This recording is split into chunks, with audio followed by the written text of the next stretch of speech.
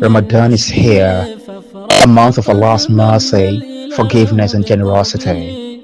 As Allah promises in the Quran, those who spend their wealth in the way of Allah and then do not follow up the spending by stressing the benevolence or causing harm, their reward is with the Lord, and they will have no fear, nor will they grieve.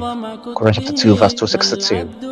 Our beloved Prophet Muhammad ﷺ reminds us that charity wipes out sins like water extinguishes fire, Ibn Majah, and that feeding a fasting person earns a reward equal to theirs without diminishing theirs, collected by Tirmidhi. RahmotaLlaah Majeobaje Central Mosque invites you to support this noble project. Solar power installation costs 3,500,000 naira. Donate through Opay account 6108121130. Account name RahmotaLlaah Majeobaje Central Mosque.